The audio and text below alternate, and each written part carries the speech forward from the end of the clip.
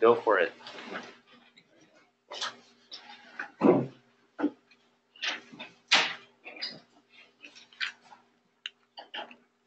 Okay, everything seems to be working. Good evening, everyone. Good evening. Thank you for coming. All right. So tonight's class is going to be on obstacles for a happy marriage. And we'll try to leave plenty of time for questions. If you have questions, don't forget there's cards in front of you. Write them out. Get them in as soon as possible. You can pass them up front if you would like, or I'll collect them later. Mary and I will try to answer them. And if we do not give you satisfactory answers, you will get a full refund. Okay? So let's talk about obstacles to a happy marriage.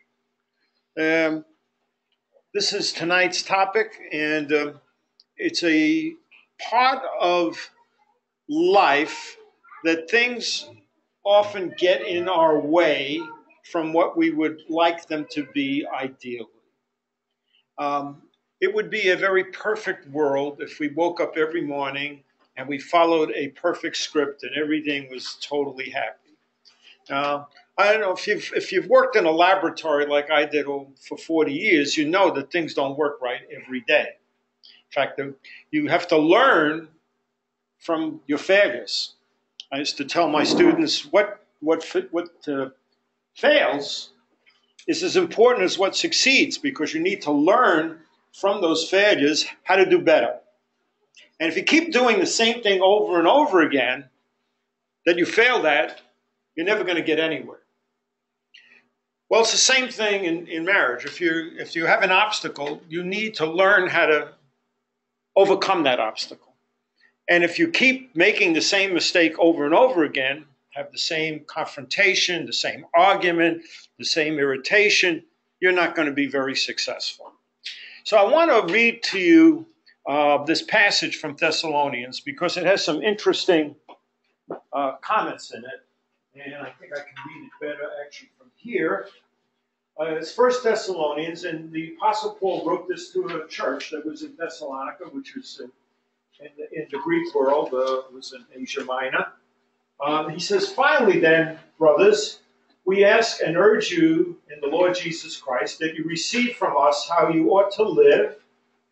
So this is something to pay attention to, because the gospel message is not just about some future eternity. It teaches us how to live today and to please God, just as you are doing, that you do so more and more.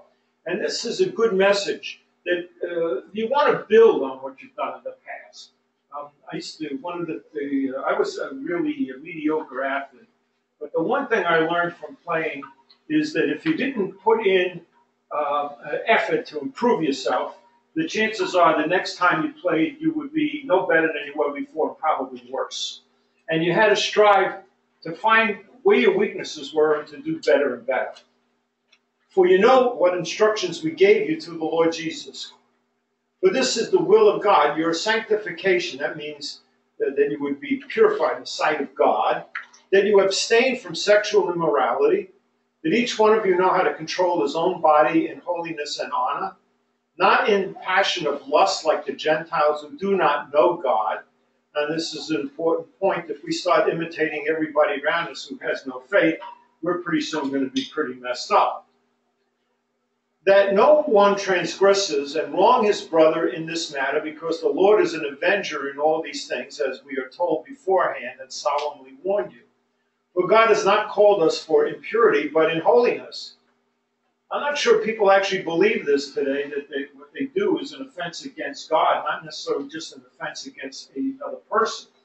And he says here, therefore, whoever disregards this, disregards not man but God, who gives us his Holy Spirit to you. Now, concerning brotherly love, and the word here is Philadelphia, in the original manuscript in Greek, you have no need for anyone to write to you, for yourselves have been taught by God to love one another. So this is, as we saw last night, this is the highest commandment, to love God and to love each other. For that indeed is what you are doing, and all the brothers throughout Macedonia. But we urge you, brothers, to do this more and more, And I think this is a good lesson in marriage. And notice how when he repeats something, as I said the other night, that's important. That what we do, if we're doing it well, it doesn't hurt to try to do it even better. And to aspire to live quietly, to mind your own affairs, and to work with your hands as we instructed you, so that you may live properly before outsiders and be dependent on no one. So a few things I want to point out to you. First, abstain from sexual immorality. The world takes that very lightly, but there is absolutely nothing that will destroy a marriage faster than infidelity. Second thing, he says, concerning brotherly love, he says, I don't have to write you any more about this. This is obvious. You got to do this. You got to love each other. You got to love your spouse with all your heart. And then he says, this to do this more and more. It's not enough to just do it once. It's a process that we build on throughout our whole lives. And this last part, he says, to be dependent on no one. We need to be self-reliant people. We can't constantly be blaming someone else for our shortcomings or for the things we want to achieve if we're not willing to put in the work ourselves. All right, so here is some statistics on why marriages fail. Okay? Men and women have very different degrees of concern when it comes to obstacles in a happy marriage. There are some that are virtually identical, but men and women can be very different. For example, let's go back here. Okay, if you look at the Illinois orange, that was on purpose. Women, that's women, and the blue is men. So why it's not staying, it's because technology is evil. All right, physical violence, alcohol and drug abuse, sexual problems, and financial problems. Women are much more affected, especially physical violence and drug and alcohol abuse. This is a real no-no to destroy a marriage.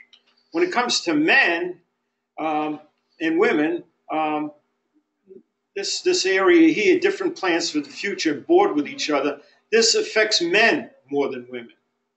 And it often happens that men's careers interfere with the marriage. They want to move, they want to take a better job, they don't.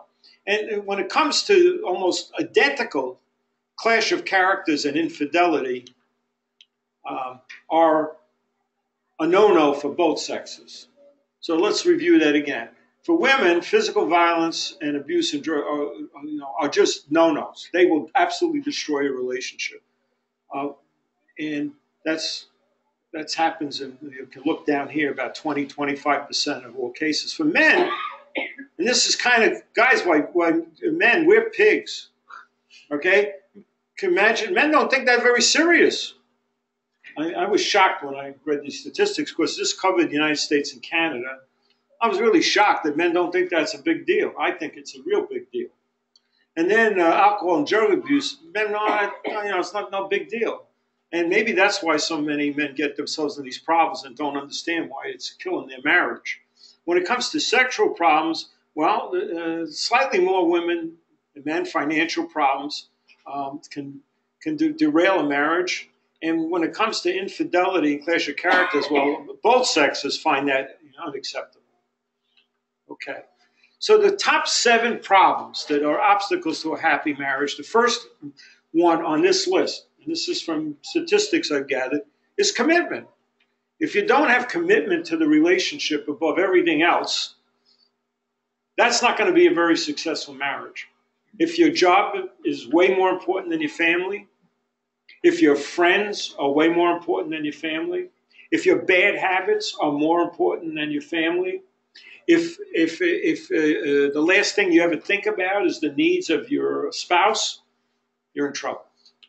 Second thing on the list is sex. Using sex and intimacy as a way of controlling a relationship is a total no-no. That is a total turn-on. And these are not necessarily in rank order. They were roughly in rank order, but different cases apply to different breakdowns. No two failures are identical. Anyone trying to write a charter about how an individual relationship broke up is going to find that it may be a combination of these things. But money comes next on the list. Then what I call in-laws and outlaws. This is where parents or parents of the other partner interfere in the marriage. Maybe your own parents or maybe his or her parents.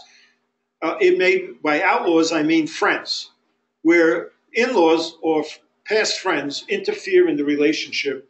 It could lead to a breakdown in the marriage.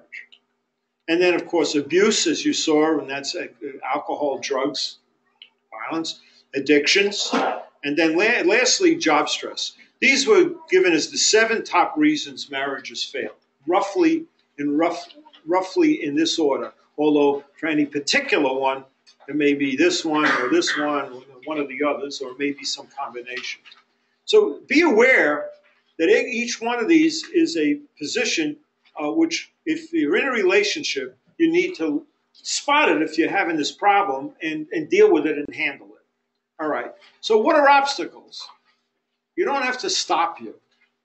If you run into a wall, you don't turn around and give up. You have to figure out how to climb it, go through it, or work around it. Okay? And this is kind of a little thing I found on the web. You can go over it, you can go under it, you can break through it. And what they didn't show you, the way this is drawn, you can go right around it. But you need to figure out what you need to do. You may have to face the situation head on. You may need to bury and hide for a while, or you may have to rise above it. So I think in that sense, this is a good illustration. Sometimes the way we handle walls is very foolish. I'll tell you a little story. I was many years ago when I was an assistant professor, they gave me one of the few times I had to teach a big class. It was a class with 600 students in it, and it was an introduction to engineering. It was 1 credit course. And the idea was to familiarize students that they would try to get them into technology. So I had this class of students, and I said to them, do you wear seatbelts? Now, this is 1968. Wasn't the mandatory, it wasn't the law at the time in New York State. And kid says to me, oh, only if you're going over on the freeway, on the highway, because around town, it doesn't matter. It's safer if you fall out of the car. So I said, really? How fast do you drive around town? He said, oh, about 35 miles an hour. I said, oh, and you think that if you get in an accident and you fall out of the car, you won't get hurt? He said, yeah. There's always in a class a smart aleck student. So I said, okay, are you willing to do an experiment with me? He said, okay. How fast can you run? Well, he said, I can do about a 5-minute mile. Okay, so 5 into 60, that means you can do about 15 miles an hour, 10 to 12 miles an hour, right? That's not 35, right? So you shouldn't get hurt if you have an accident at that level. He said, yeah, you're right. I said, good, I'm going to blindfold you, and you're going to get in the back of the room, and you're going to run as fast as you can into this wall. He decided that that was an obstacle he did not want to try. And sometimes in a relationship, that's what we do. We put on the blindfolds and we run into the wall. Because we don't sit back and say, how do I overcome it in an intelligent way? How do I work it out? And we just charge blindfolded headlong right into the wall.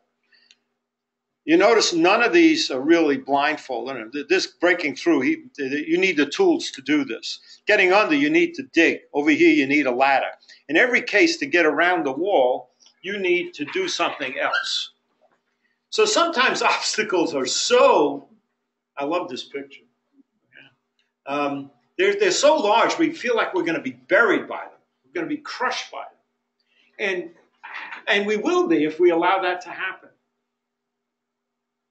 If we have an image of a problem that it's so large that if I can't hold it back, it's going to just roll over me, we're in trouble.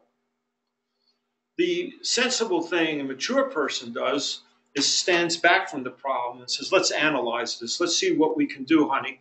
Let's try to talk this out. You may need help. You may need a third party to guide you through it. You may need extensive counseling. But if you just stand there trying to hold this rock and it's unbalanced, sooner or later it will crush you. Instead, what you really need to do is you need a helping hand. And the apostle says to the Galatians that we to bear one another's burdens and so fulfill the law of Christ. So reaching out and helping another is the way the scriptures teach us. We can't always do everything ourselves. We might need a helping hand in the marriage from someone else. We may need to help each other. We may need to find a third party or even more professional help. But to bear a burden alone is often very difficult. And I can tell you honestly, the times that I've had trouble in my life with illness or with a job or something else, I got through it because I had Mary.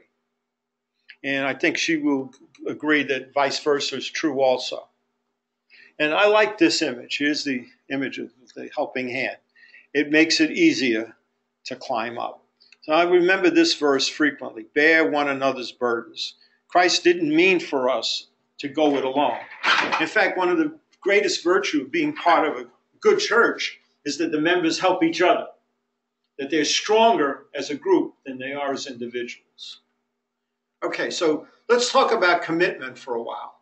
Bible guides on commitment. We should be as committed to our partner as Christ is committed to us. That's a good principle. He says, if then your Lord and teacher have washed your feet, you also ought to wash one another's feet. So that is a lesson that Jesus taught his disciples. He didn't have to do it. He did it to teach them the humility of serving another. And sometimes people kind of overlook this. They think everything's about themselves, serving somebody else. You know, if my wife wants something to be done, well, and I don't feel like doing it, she can do it herself. The problem can boil down in many ways. And Jesus, I like this. He's not only Lord, he was a teacher. He did this, and it's not often that these two words are used together.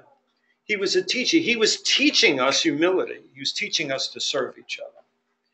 So, again, whoever would be first among you must be your slave. Boy, this is kind of the opposite of what the world teaches us. When I got to be a manager at a university, one of the chairmen came into me, and he was a new chairman, and he hadn't been a manager before. And he said to me, John, can you give me some advice how to manage this department? Because the previous chairman had a lot of trouble, and he was fired by the previous dean. And I said, well, if you want these people to work with you, you need to be a good servant. You need to find out what they need to be successful.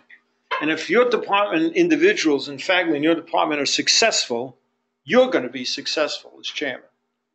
But if you try to manage by putting burdens on them and blame on them and sort of with the whip, you're going to fail. And the interesting thing is, it really worked. And he came into me, about a year later, and he said, it's amazing that the amount of money in the department's gone up. People are more cooperative. We're doing much better. He said, which management book did you read to get that real sage advice from? I said, well, it's part of the teachings of Christ in the Bible. He was Jewish. He said, was that the Old Testament or the New Testament? I said, well, you know what? Everything Jesus did was based on Old Testament precedents also. And I think you'll find that Moses did a pretty good job of serving the people of Israel. And he said to me, he said, you know what? It worked, but I think, John, you better tone that down because there are some people here who are just dyed-in-the-wool atheists. And they will just think you're a fool for saying things like that. So I said, well, the atheists, no one's asked me anything, so I can't give advice to people who don't want advice. The surest thing you'll find in life is advice that isn't sought is usually ignored. So this advice here, unfortunately, a lot of what Jesus taught has been ignored by the world. Whoever would be first must be your slave. If you want to be in a good marriage relationship, you want to serve each other.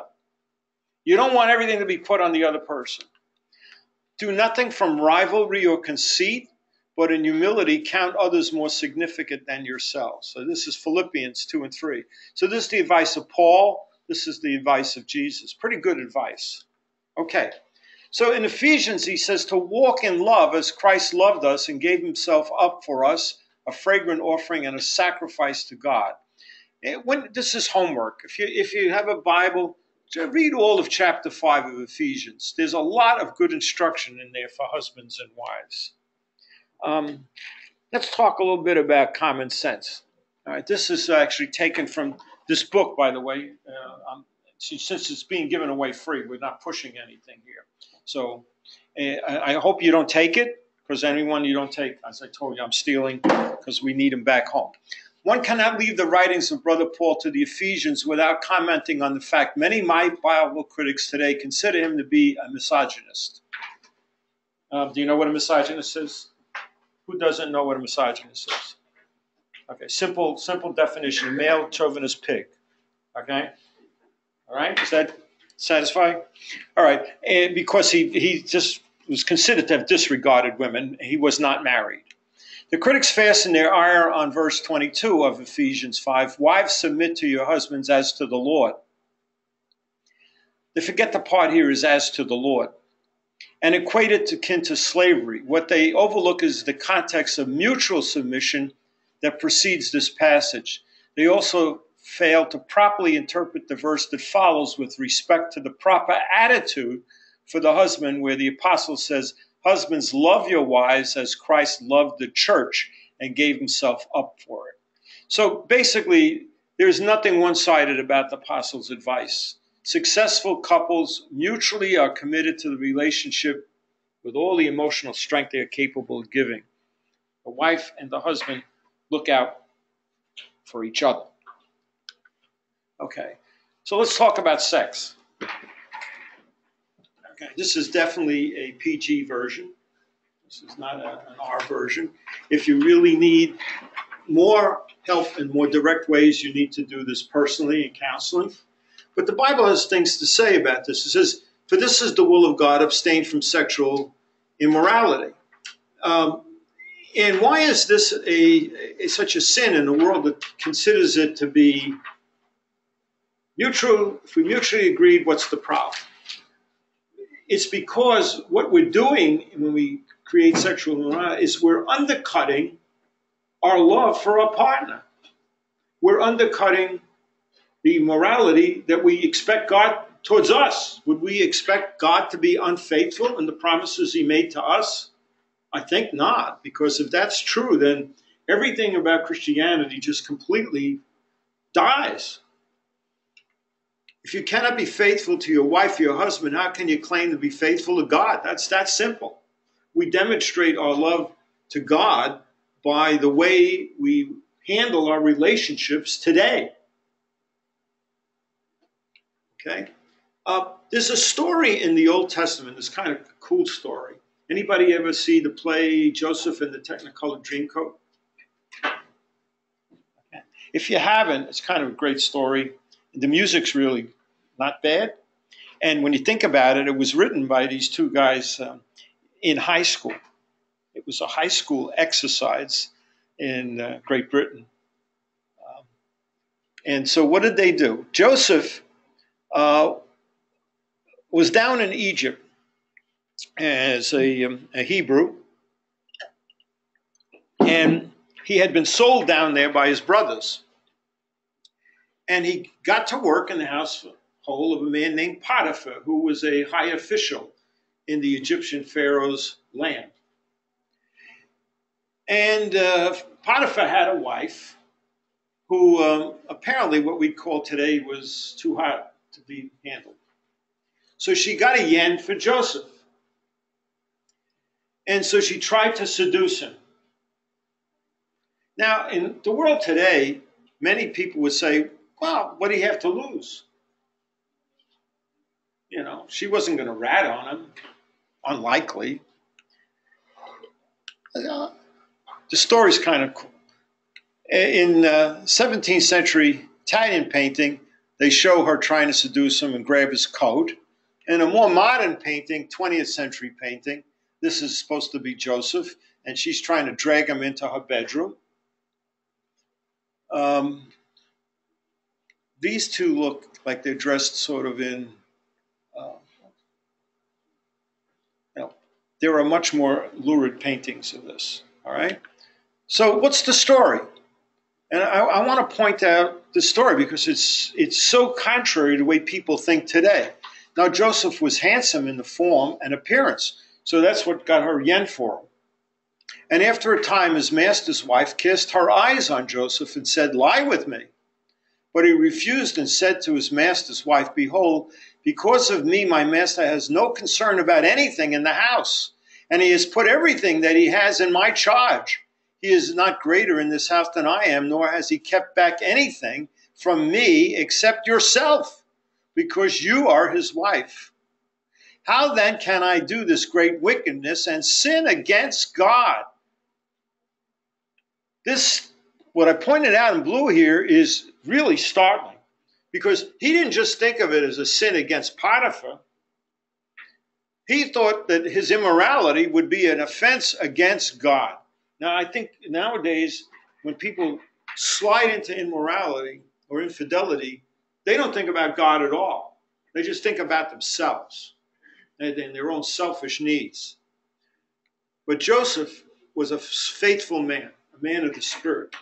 And he realized that if he did this, he not only was betraying his master, as he said here, his master had given everything, but he was betraying God.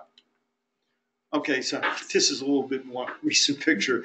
In fact, in the story, she grabs his coat and pulls it off, and he runs out naked. And she screams to the guards, hey, he's tried to rape me. So she set him up. So what does the Bible have to say about intimacy? It says, husband should give his wife her conjugal rights, and likewise the wife to her husband, for the wife does not have authority over her own body, but the husband does. Likewise, the husband does not have authority over his own body, but the wife does. Again, this is the Apostle Paul to the ecclesia at Corinth.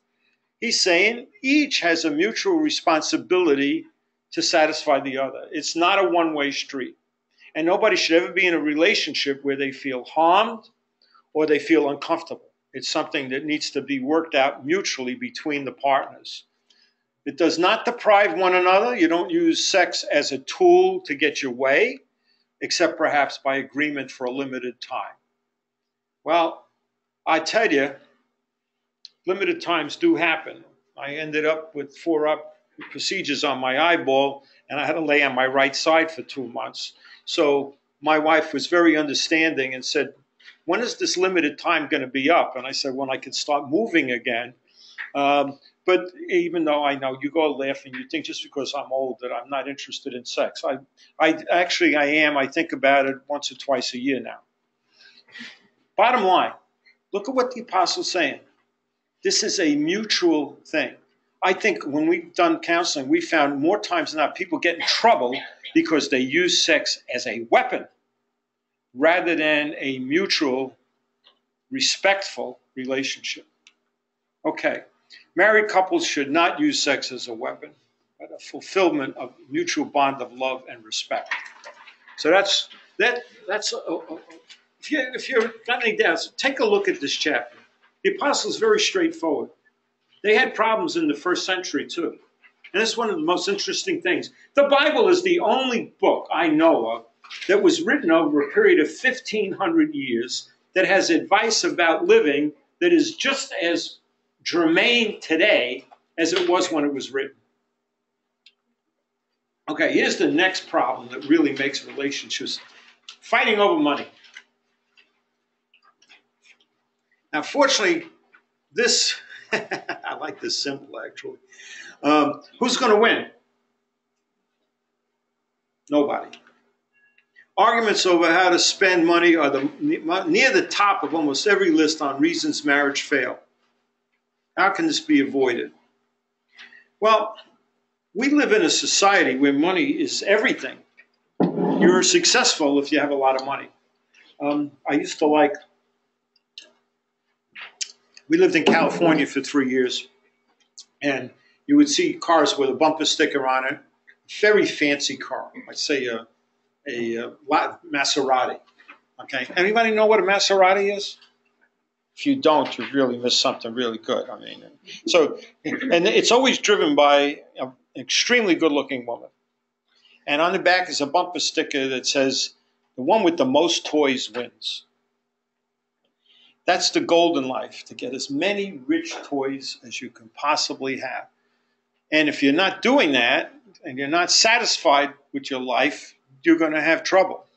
Expectations create wants that not necessarily make people happy. Okay, so what does he say? 1 Timothy 6:10. For the love of money is the root of all kinds of evils. It is through this craving that some have wandered away from the faith and pierced themselves with many pangs. And it's not money that's the problem. It's the love of it that's the problem. If that's what you worship, you're in trouble. But if we have food and clothing, with these we will be content.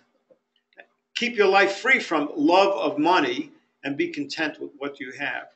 So this idea is almost un-American.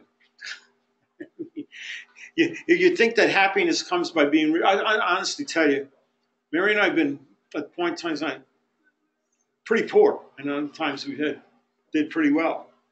But I don't think we've ever been unhappy. Am I right? Right.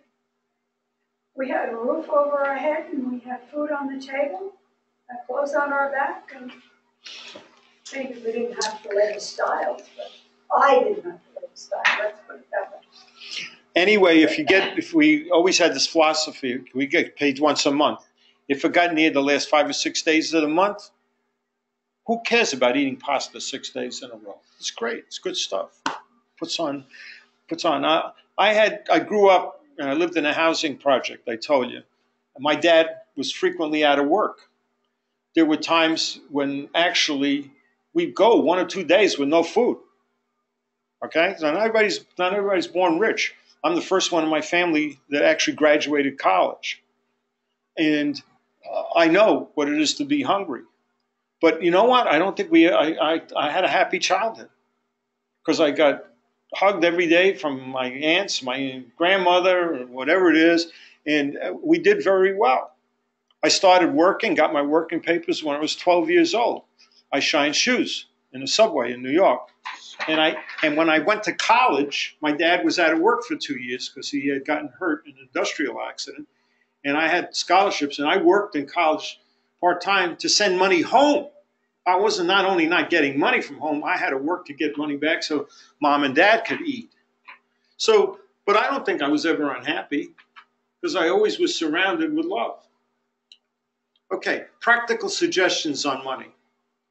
Okay, first, be able to differentiate between what you want and what you really need.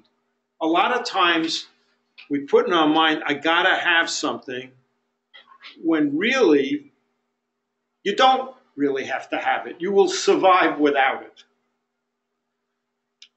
Learn how to make a budget and avoid getting into excessive debt.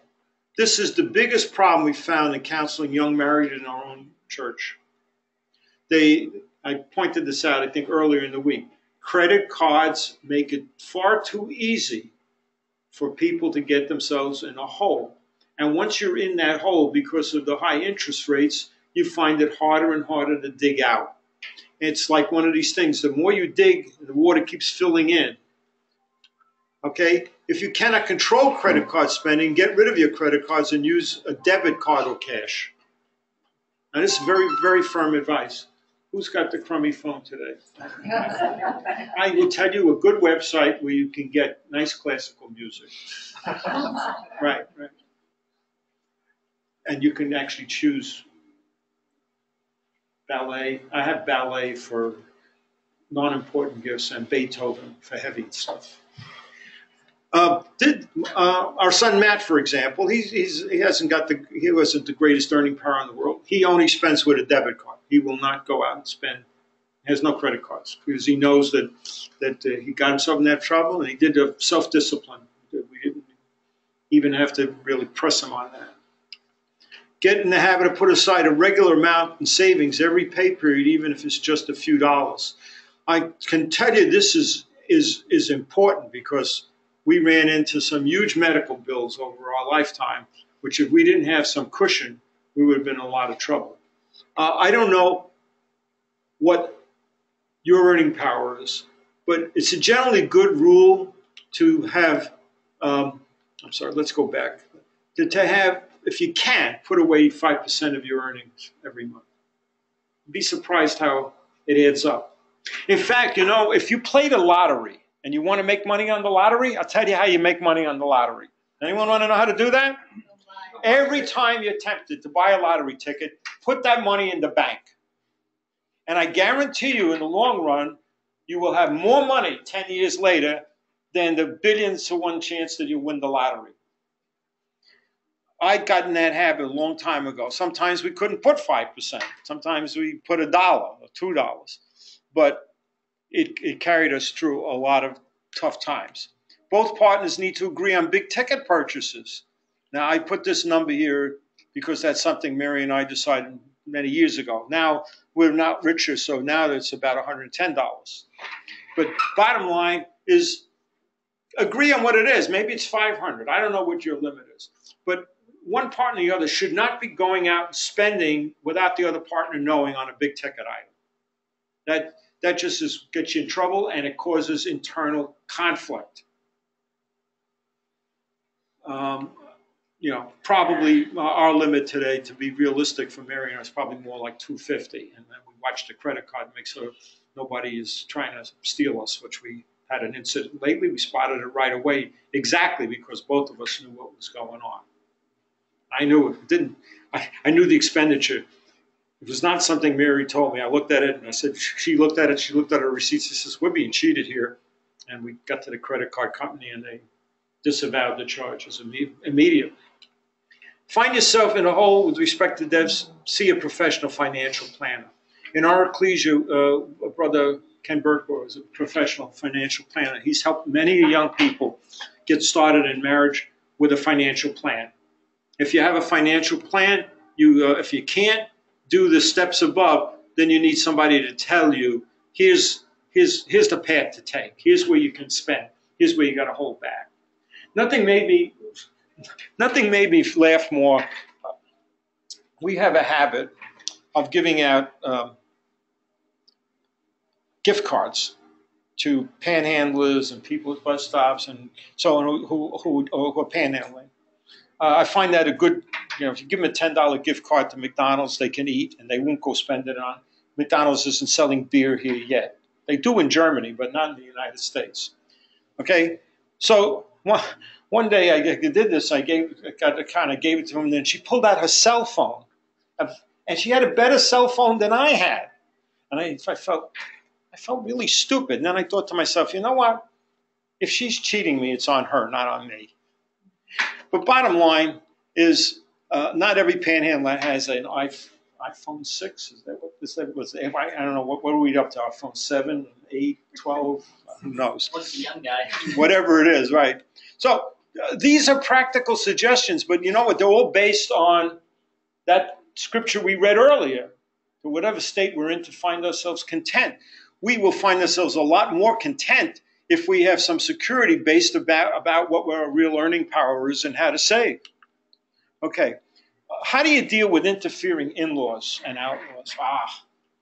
This is an issue that causes a lot of sorrow. You love your parents. I love my mother and father, but my mother was a very domineering Italian woman, and if I had let her interfere in our marriage early on, I think I would have had a lot of grief. So one of the rules that I like, stop calling visits to my mother, return to which mountain? Do you know about these, the Lockhones? You know who they are? They're the Sunday morning. Yeah, they used to appear in newspapers around the country, but there's no more newspapers, so you probably haven't seen it. But they're a habitually bickering couple, but they've been around habitually bickering with each other for almost 50 years now. Okay, so interfering, they can really be an obstacle. Remember what we said, Genesis? From the very beginning, God realized in giving commandments that a married couple have to set their own boundaries. They can't be run by their in-laws or their past friends. The first commitment has to be to the marriage itself. Therefore, a man shall leave his father and his mother and hold fast to his wife, and they shall become one flesh.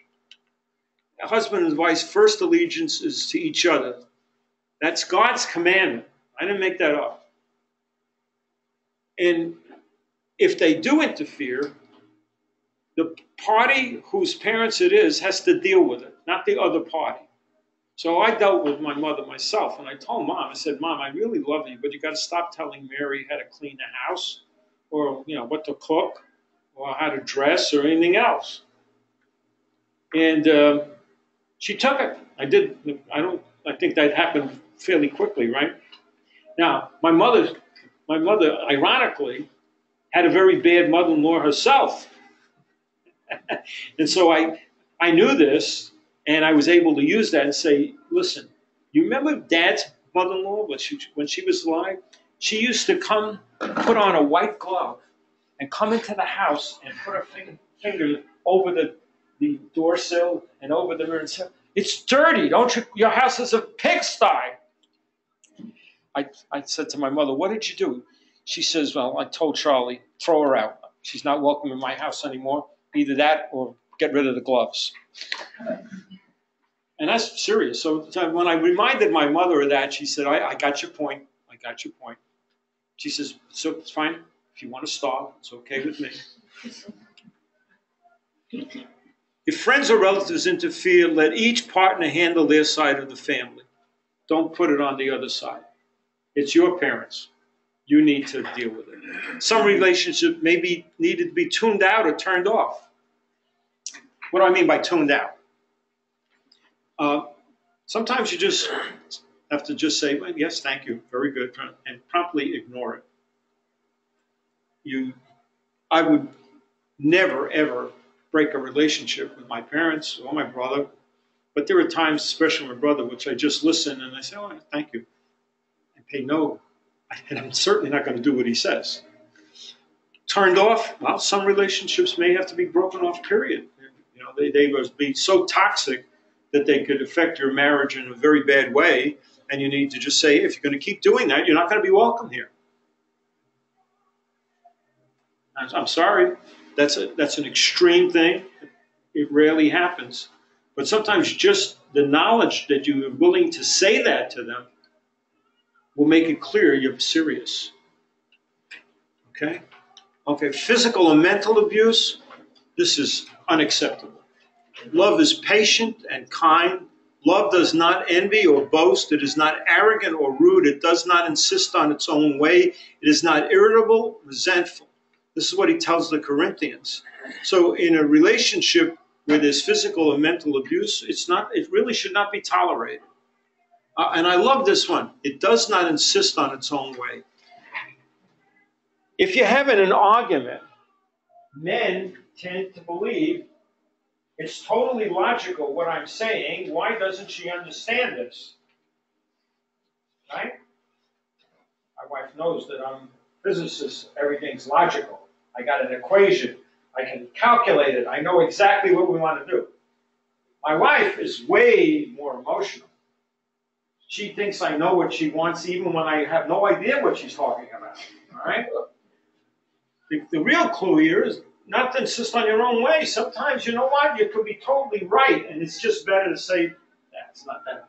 Forget about it. If you're always going to insist that you got to win every argument the two of you are having, you're going to have a pretty miserable life. And there's many a time that I'm sure that I've done that, and I know she's done that, because we get to realize, now, why is this? This is not even worth worrying about. Too many times we're brought up in a culture of gotta win, right? Gotta win.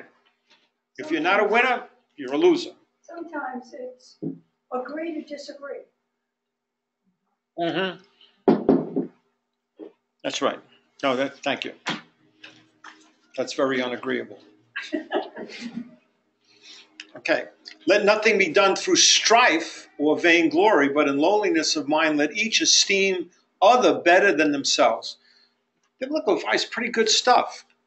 Don't do it by strife. If you think of the other person and respect them more even than yourself, you're going to have a much better relationship. Finally, bottom line here, physical and mental should not be tolerated. Any marriage in this situation needs immediate professional counseling. I do not advise you putting this off. The second incident is already one too many. And we found out in many years of working with people in the church that often people are ashamed to admit it, or they hide it, or think it's going to go away. It doesn't. And if you treat it as soon as you have the illness, treat it like a virulent cancer. That if you don't get immediate treatment for this kind of behavior, it's not going to get better by itself. Okay. I think this is probably near the last. Yes, job stress. Anyone here never have job stress? You never had job stress? You're either a lucky person or a biggest liar I have ever met. Is he telling the truth? Is he telling the truth? Number two. Well, okay. I've had job stress. I mean, I was working for a company, and I was pretty happy with the company, and they decided to close it down and move the laboratories 250 miles away where I didn't want to live.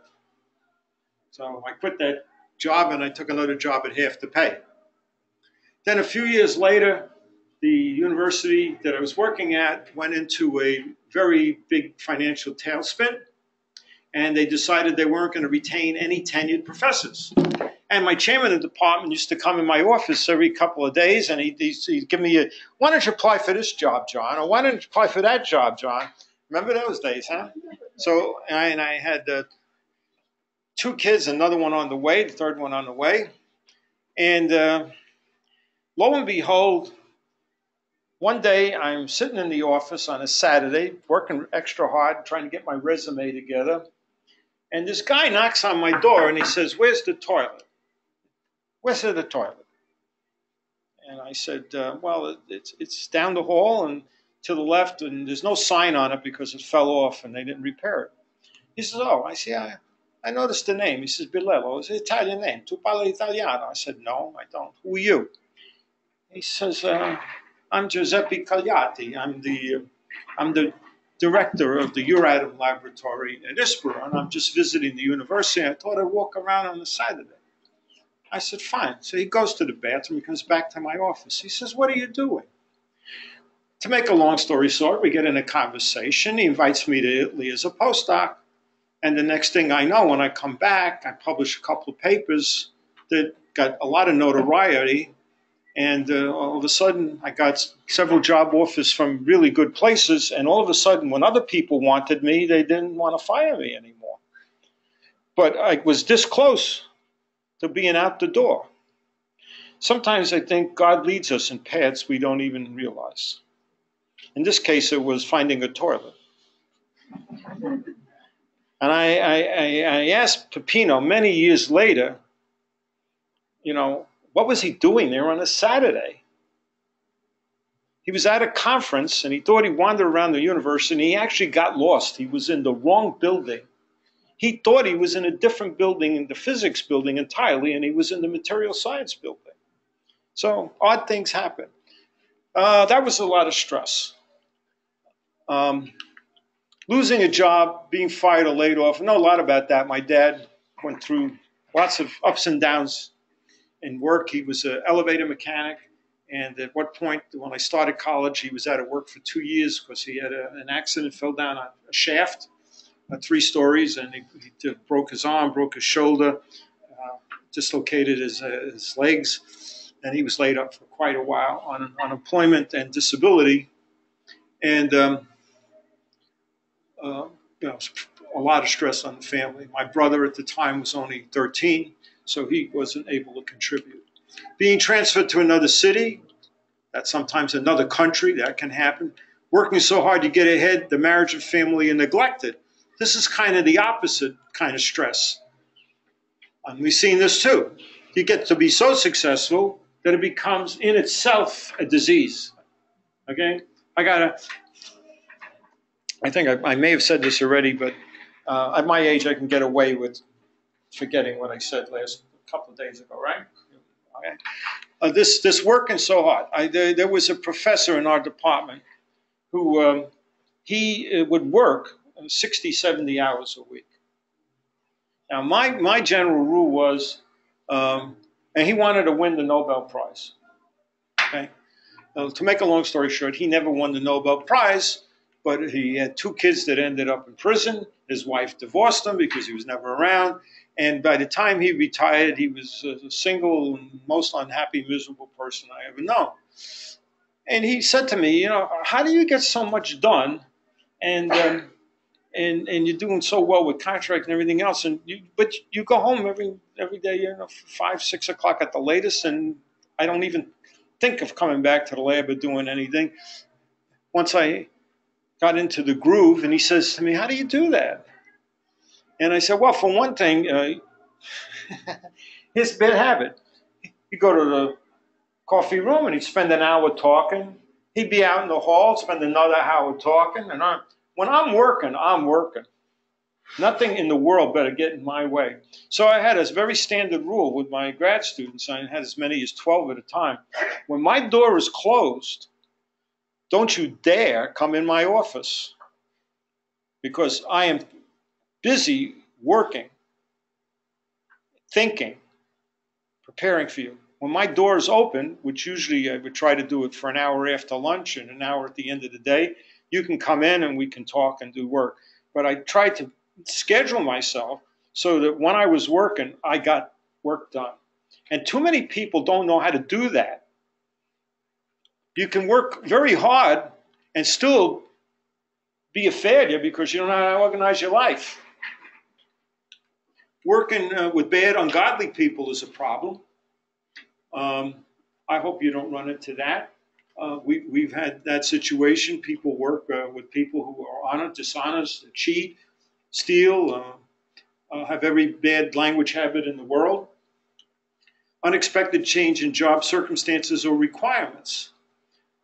That can happen too. I mean, the modern world is all geared towards financial success of the corporation and not of the individual or the worker. So I've seen this happen with many of my students, and I've told them many times, you need to prepare yourself for life. Because when you get in your 40s, late 40s, and you're not a really productive worker and you haven't kept up with what you're doing, you will be risked of being phased out.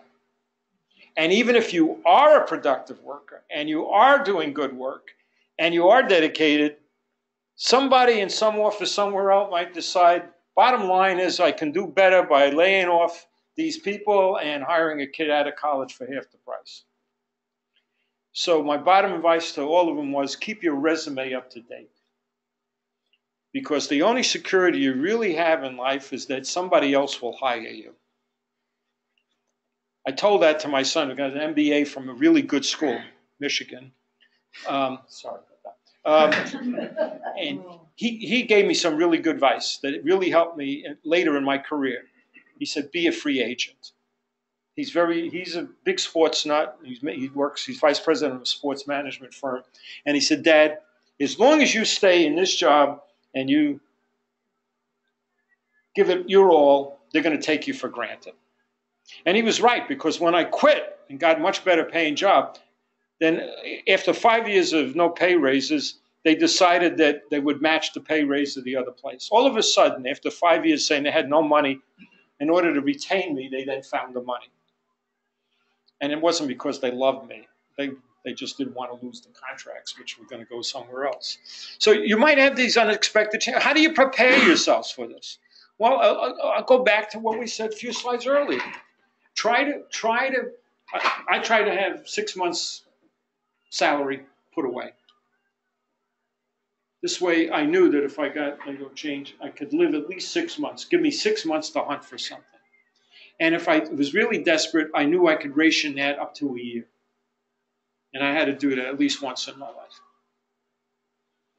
So if you can do that, you build yourself a cushion that makes you more independent of being abused by this way the system works in the world today. 100 years ago, when the system was mainly agricultural, when 85, 90% of people before 1900 worked in agriculture, you were pretty much more your own boss. And you were only at the whim of the weather and how hard you were willing to work. Today, I think less than 5% of people are in agriculture, and you need to prepare yourself against control of your life from places that you have no control over. So here's some of the things he says. For even when we were with you, we were give you this command: if anyone is not willing to work, let him not eat. So the Apostle Paul, he told the Thessalonians, he was a tent maker. And wherever he went to work. He didn't sponge off the church. He went to work. And he's telling them, you know what? If you work hard and you rely on yourself, you'll be much better off. Labor not to be rich, however, cease from thine own wisdom. You should labor to be secure, but not to make it such a rat race that you ignore your family, your church, your children, and especially your spouse. He says, do not labor for the food that perishes. This is one of Jesus' best advices in the world, but for the food that endures to eternal life, which the Son of Man will give you. If everything else, you can be the richest person in the world, and if you've thrown away all the other things in life that make life worth living, hope of the future in Christ, love of your family, love of your spouse, love of your children. If those things don't come along, I don't care how rich you are, you're going to be a miserable person. All right, here's some practical advice. Some of you probably beyond this, but says, don't be lazy in school. And I'm also going to give you this advice that means almost lifelong learning. I had 40 years as a professor. About every 5 years, I went in a new direction. I'd go on sabbatical or something, and I'd pick up something new. Because what I learned as a grad student lasted me only the first 4 or 5 years on the job. After that, the world changed, especially in technology. So you need to keep training yourself. And if you think that what you learned in school at anything is going to last you your whole lifetime, that's not going to happen. For example, give you a good example. When I did my PhD thesis here at Illinois, I had a desk calculator and a slide rule. Anybody know what a slide rule is? It took me 6 months to do the calculations for my thesis. About 10 years ago, I got a nice earlier version of the Mac, and I ran the equations through that, and it took me 4 hours. That's how much the world had changed in 40 plus years. And so if you don't keep up with the technology, if you don't keep up with what you're learning on the job, it's not necessarily technology, even your skill at people. I was just talking today with Ken Somerville, who's an insurance salesman in California. He said he's had to learn a lot of things and how to sell because the world has changed. He said he never thought he'd have to sell on the internet 10 years ago. Okay, save money regularly when you are working. Good goal is to have at least 6 months minimum put away. Yes, Doll? Something came to mind. In today's world, both partners work full time, but they live off that double salary. And then one loses a job, it's the same thing. So think about that. We advise people to live on one salary. Save the second salary. So that's a challenge to fall back on. Yeah, that's a challenge. Loses a job. What Mary and I did is when first 14 years after we got back to New York, she didn't work. So we had to, and then when Andy was starting college, she went to work. So we put three kids, and Andy went to Johns Hopkins, which is a pretty expensive private school. But we didn't have much money in the bank. I think at the time he started college, I had about $2,000 in the bank. So Mary was basically our children's. Mary's salary was basically our children's education. And once they all graduated and everything, of course, the kids paid us all back enormously. They did, with hugs and kisses. Absolutely. I don't know if you could do that totally, but if you're both working, you should be able to put aside at least that 5 to 10% that I'm talking to you about. I'm serious, because you know what? You can't predict the future. Anybody know who Niels Bohr was? Famous physicist. You know who Niels Bohr was. Physicist, the atom, right? He once said that prophecy is very reliable except about the future. Okay? So you can't always tell what's going to happen. And a wise person, animals are wiser.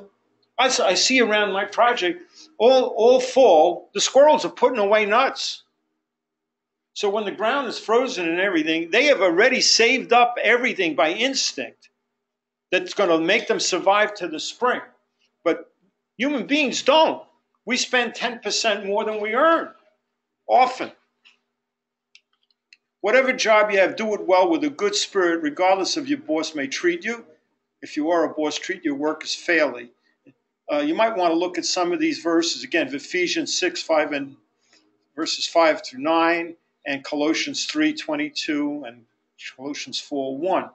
I would say this is kind of a real good advice. The worst thing you can do when you leave a job is to blow up the bridge behind you. Okay? I worked for somebody who, when I went to Michigan, I had previously worked for someone who was a world-class lying jackass. And that's the best I could say about it.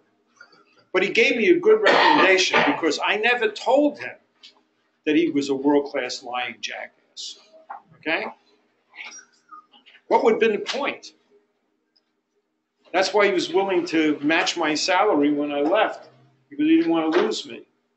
And all I told him is, I said, John, just tell him you didn't want to lose me. You don't have to say anything else in this. As a dean, I used to get these people want a job, and they think, well, they weren't happy where they are, and they go and tell that boss off, and then I get a letter back, this very uncooperative person, hasn't done a very good job, we're glad to get rid of him. That's not a good letter of recommendation, okay? You don't want to see that. So actually acting with a good Christian spirit is actually in your advantage. If you love them that hate you, what harm can they do you? Anybody can love somebody that loves you. I don't have any problem loving Mary. That's a given. The second thing is, when you're a boss, treat your workers fairly. I was a dean and a manager in Nashville for 14 years, which turns out to be some kind of record nowadays. When I left both places, they threw big parties for me, and I'm not sure whether they were glad to be rid of me or what, but they didn't do that for other people. I would say this, that many of the people that I worked with, when I left California, I gave to my students and postdocs the opportunity. I would refer you to another job, help you place somewhere else, or you can all come with me. Every single one of them came with me. So it was good because I was able to get in the lab, and within a few weeks we were working already. Okay. So that's the end here. We have about 5 or 6 minutes. I got a couple of questions, quick ones. Can you shut that off? How do you suggest we deal with added stress of children's demands on our marriage? That's a very good question. You want to take a shot at that? Oh, wow.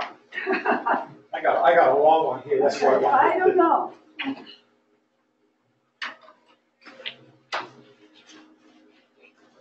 It's a two-way street. Rearing children is not just mom's job or dad's job. You have to both work together. You have to agree on how you're going to handle them. And one thing that we found is if I told one of the boys to do something and he didn't want to, when he decided, well, I'm going to go ask dad. And they do this. And sometimes dad would say, well, yeah, you can do that. And I said, no. And then there was a good example. I think it's better if I tell you an example. One of the boys had asked me to go out and play, and I was getting dinner ready. I figured it was going to be 10 minutes, and I didn't want to track him down the street, wherever he might be. So I said, no, you've got to stay here. He goes in the other room. Dad didn't hear the conversation. And he asked him that, and he says, yeah, you can go out. Mom's fixing dinner, but I think you have plenty of time. So the kid knew better. He walked out of the room, turned around, and came back and said, even though Mom said no, because he knew that if one said it, the other was going to back it up. The other person was going to back it up. You've got to agree early on how to handle the children. There's stress, but it's less stressful if you're not arguing and trying to figure out how to bring up children. I'm going to say one thing that we agreed on very early. If we disagreed on some discipline, we would never discuss it in front of the children. It was done in the quiet of the bedroom, or we go for a walk or something. Our three boys never saw that Mom and I, if there's something that I might have overreacted, she would never correct me in front of the kids, and vice versa. It was something that the kids knew that if Mom or Dad said something, that was family policy. If it needed to be changed, it was changed quietly by us discussing it later. The worst thing, kids are pretty smart. They see pretty ones with who they can play off against. Yeah. Okay? Oh, definitely. Oh, Mom's a soft touch. How many times we heard that in relationships when we were helping people? Oh, Mom's a real soft touch. Or like we have a granddaughter, right? Daddy would do anything for granddaughter. Which, both of them. Right. Okay. I hope that helps a bit. It does put stress on a marriage. You can have a lot less stress if you agree how to handle things together. I think that's, I don't know if you want to try that one, because I'll handle the next one. Jesus was single. Is marriage needed in life? No. Paul was also single. And what Paul says, it's, how does he put it? How does it put about being single as opposed to being married? Well, I mean, it's paraphrased and says, if you can remain single without being tempted, then it's better so. But if you're going to be tempted, thank you. get married. I can never get it straight. But You better repeat that so that everybody. it's better to stay single if you can live that way. But if you can't, it's better to get married. And John talked about infidelity. Infidelity also is among the single people as well, that they have many partners. That's definitely against God's commandments. I always thought Jesus did marry. What? I always thought Jesus did marry. No, he did Mary not. Magdalene? No, he did not marry. It's in a. There's been this is and later, floating around in literature. yeah, but that's not what's in the Bible. But so it depends. Can you live or do you alone? And are you happy that way? Or would you like to share your life with somebody? And that's what I think the thing is. And I'm certainly a better person because I married. And I chose well. I married someone who supported me, who enriched my life, gave me confidence in things. I mean, that, I'm not paying her to do this. no, I was definitely not. He does not pay for compliments. No, this is up to the individual. Some people clearly could be happy if they never. We have one son who's 44. He's never been married, and I think he's a pretty happy, well-adjusted kid. Kid? He's not a kid anymore. Well, he will always be our kid. Oh, I know that. And we've seen people. He's my baby. You know, it's up to the individual. I can't tell you how to live, but if you're happy you're doing that, that's fine. But I also suggest if you are single and you're married, you should try to cultivate some other friendships too, because there are times you need to rely on more than yourself. Okay? I think I'll answer this one, and you will too. What role should gender play in relationships, superiority, and decision making? Okay, well, this is simple. The male should make all the decisions, and the wife should obey. You want to give your view? I think there's a breakdown in responsibility. There are some things clearly I just leave it to her. And there's some things she would just leave to me. And there are a lot of things that we will discuss and reach a mutual decision. And sometimes we even, as the kids grew older, the whole family would discuss it. Yeah. You know, one of the things that I wanted when I got married from my background was I wanted a husband who was going to take care of all the financial matters. I felt that's where the role, but that was me. My mother took care of the finances, and my poor dad had to kind of beg for gas money. And I hated that. Instead, I begged for, no. You know, I mean, but that was me. I don't think there's any special role. Yeah, I did the house cleaning, and I, for many years, did the cooking. But when I went back to work and had to drive an hour in good traffic to get home at night, and everybody was home and everybody was getting hungry and ready to eat, we started working together to make dinner. And then over the years it evolved that he did all the dinner making. Yeah, we eat a lot better now. You didn't starve either, so just remember that. But you know, and in some households, it's the wife, the woman who does all the cooking, and the husband doesn't. It's the wife who does all the house cleaning. Not necessarily so in some. We have a son who does all the laundry for the family. He empties the dishwasher, he loads the dishwasher, but then again, we brought up the boys to do those things. But each family will find what role they wanted to play. Yeah. Well, I think that. Wait a minute, Jennifer has a question.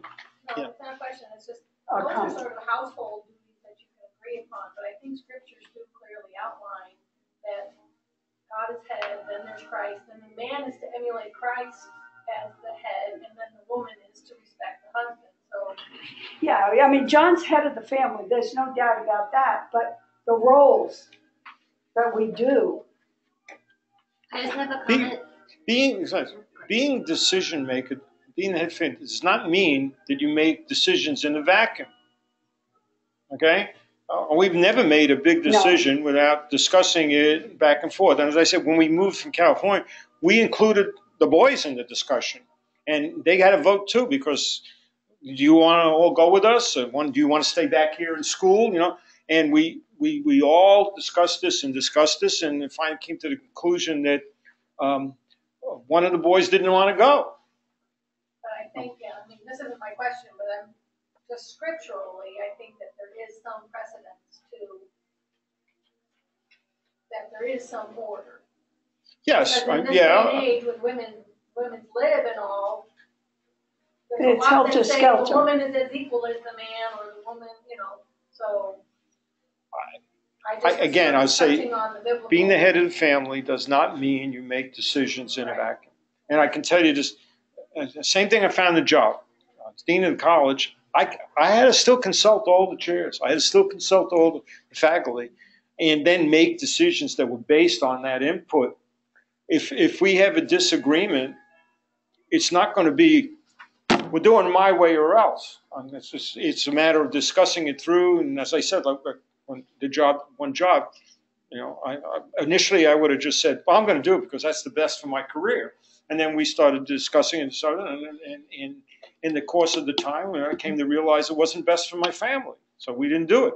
Now, I'm very happy we didn't.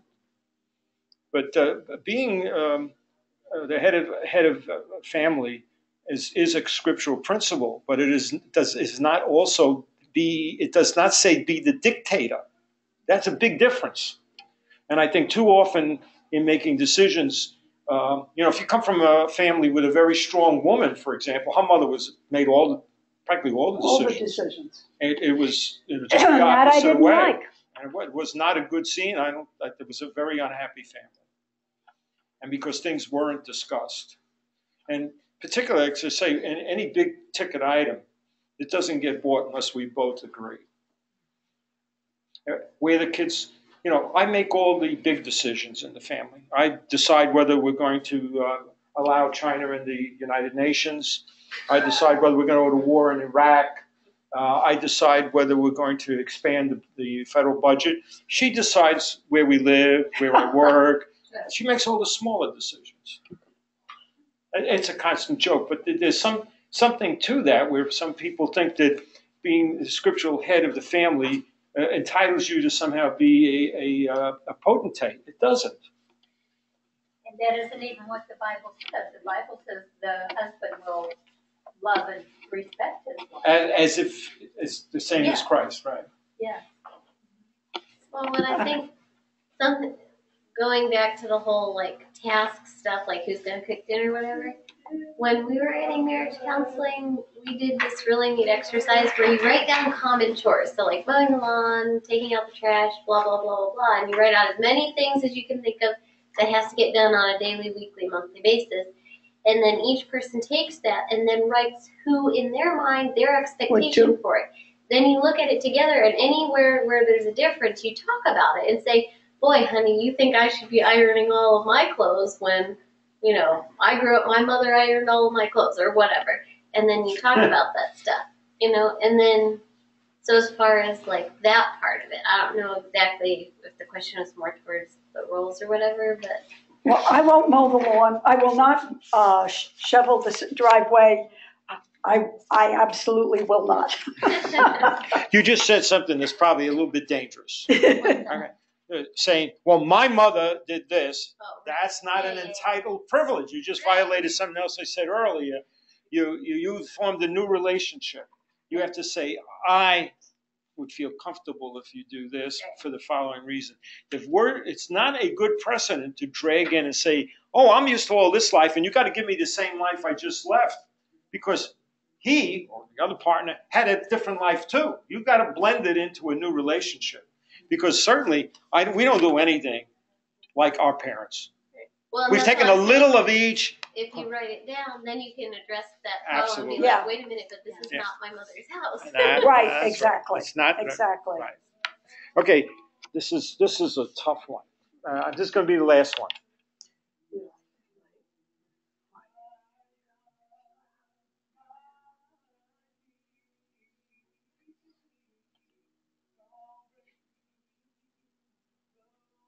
Well, we could be smart and say we'll defer this till tomorrow. Yeah, I think we better think about this one. I'm having trouble reading it, and I want to read it. I don't know who wrote this. Don't worry about it. And so, whoever did, don't raise your hand or anything. Is it okay to the audience if I just defer this one tomorrow? Because first of all, it's long, it's complicated. It's actually like about 3 questions. And I like to think about it. We'll discuss this. We can talk and about it. then you'll handle the hard part. And I'll handle the easy part. Basically, tomorrow we'll have a lot more. If you have other questions you want to hand in tonight that we can think of overnight, that would be really good. Okay? All right. Thank you very much for your attention. I really appreciate it. Enjoy the food, coffee, everything else.